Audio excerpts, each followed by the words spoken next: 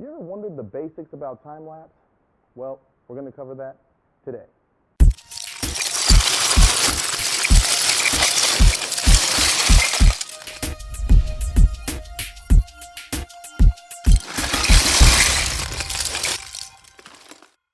Okay, so now that we're outside with the camera, this is the Canon 5D Mark III, so everything I'm telling you is going to be off of that, but with camera it's going to be pretty similar. It doesn't matter what camera you use for the most part. The buttons are just going to be located in different places. So with this camera specifically, there is not a built-in intervalometer. So what you're going to have to do is you're going to have to purchase one, which I did right here. This is a Techi. It's like 40, 50 bucks, I think. Online, you can pick it up anywhere. And so what this is going to allow you to do is to automatically take pictures repetitively rather than have to click the camera every single time.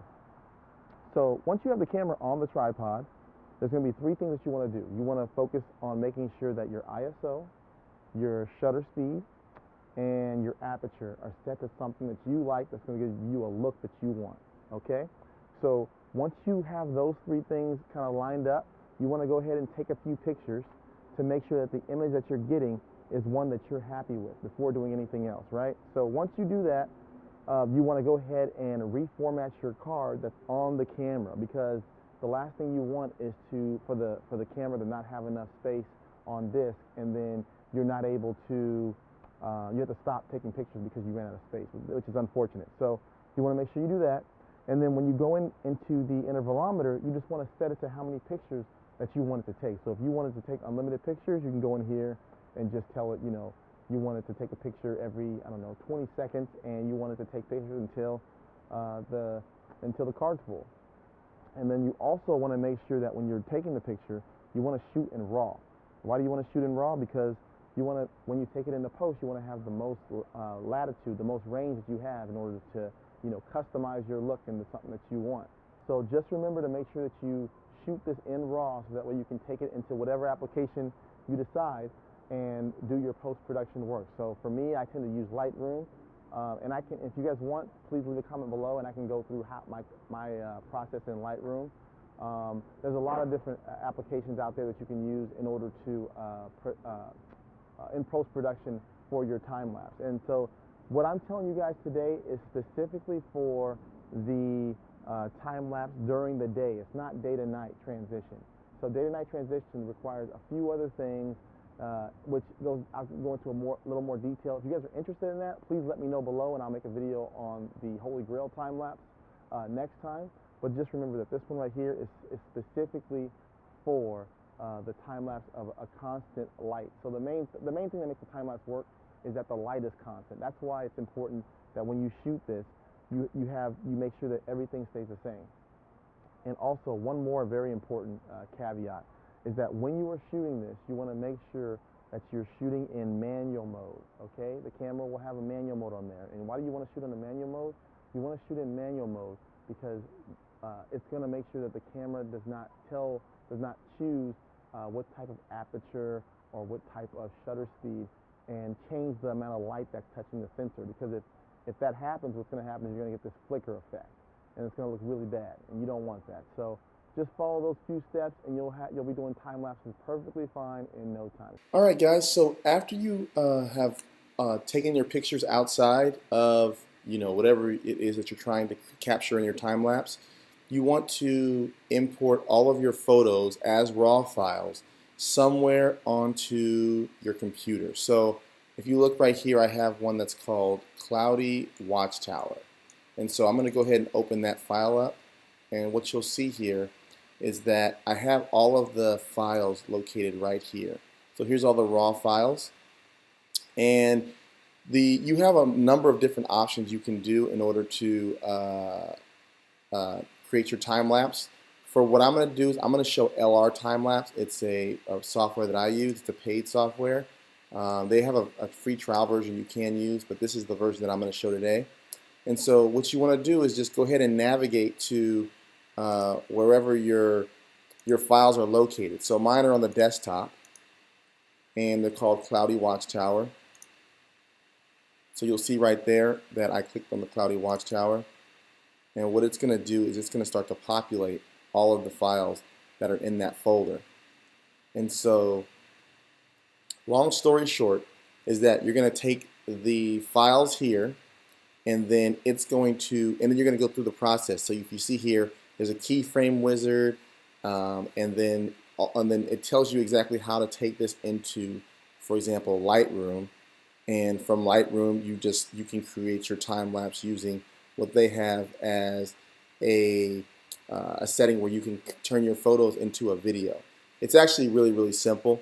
It takes a little bit of time for the actual data to load onto LRTimelapse. So I'm going to go ahead and come on back once the data is uploaded, and then move forward with the next step. Okay, so the preview is still generating over here on the left side of the screen, but I wanted to go ahead and just talk a little bit about what I'm looking for in this, and a couple of those things are seen on the right side where it says, for example, the luminance, which is the most important aspect of this. You want to go ahead and just make sure that there's no, very, very far out different numbers in the luminance. It should be pretty much right next to each other. You want to check and make sure that the aperture is consistent, right? The shutter speed's consistent, and hopefully your ISO is also consistent. You want to make sure these things are consistent so that way when you go through the time lapse that there's no sudden peaks in brightness or any sudden levels of darkness, because it's going to make a flickering effect, which you don't want. So go ahead and check on some of these things and make sure that everything's in good shape. Once you do that, you can hit the first button, which is your keyframe wizard, and what that's going to do is it's going to place a keyframe on the different parts of the time lapse where there's color change. So if you, for example, in one of the Holy Grail time lapses, you'll have to change one aspect, probably the ISO, in order to compensate for the change in color, because it's going from light to dark or dark to light in the morning or in the evening. So this is for basic time lapse and not the Holy Grail, time lapse from dark to light or light to dark, those sunset ones that you see. So with that being said, I'm going to go ahead and hit the keyframe wizard. I'm going to hit save, and then once it saves, I'm going to go ahead and move into Lightroom, which is the next step. And then in Lightroom, pretty much what you get to do is the raw files where the keyframes are located. You're going to change the brightness levels to something that you like, and then after you do that, then you can go ahead and export it in Lightroom, and then you will have your finished product. So what I'm going to do now is go ahead and bring this into Lightroom just to show you what the interface is going to look like. And then I've already actually exported this, so I'm going to just show you the process of what I do with exporting. I'm not going to do the whole thing. I can do that if people really want me to in a future video. But once I do that, I'll show you the finished product of this time lapse. And then if you have any other questions, we can move forward from there. Just leave them in the comments below. So with that being said, I'm going to move into Lightroom. Okay, so here I am in Lightroom, and so you can see that it already kind of prompts you with all of your photos from the folder that you have all your time lapse in there. So you're going to go ahead and hit the import button, which what that will do is import all the files into Lightroom, and this also takes some time. So just take that into consideration. These things, and I'm on a laptop right now, so if you're on a dedicated PC, it's going to be much faster.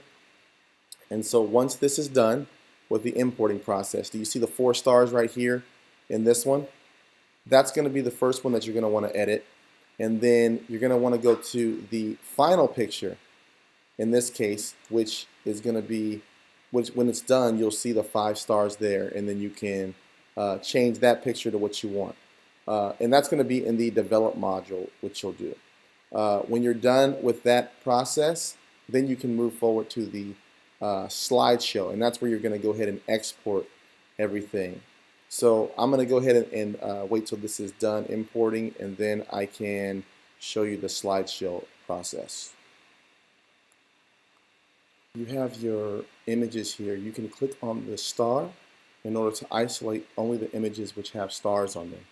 And by doing that, you can then edit only the pictures where the keyframes are. So I have this one right here, and I would go to the develop module, and this is just for the sake of me rushing this. And maybe I want to brighten it up a little bit, right? Make it look a little brighter. I want to change the color a little bit, make it a little bit warmer. And after I do this, then I would go to the slideshow, right?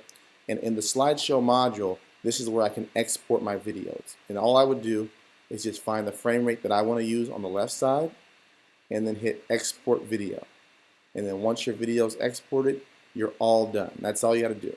And so with that being said, I hope that this is something that was valuable as far as creating a time lapse. Remember, this is not the Holy Grail time lapse, but this is the basic time lapse. And so please remember to like and subscribe. And if you have any questions about what I did or any further detail, I can go into further detail in the future. But I just wanted to make sure that you had the basic essentials that you need in order to do the time lapse. And I'll be doing more in the future with the Holy Grail. But with that, I'll leave you with the finished product, and I hope to see you guys again here real soon.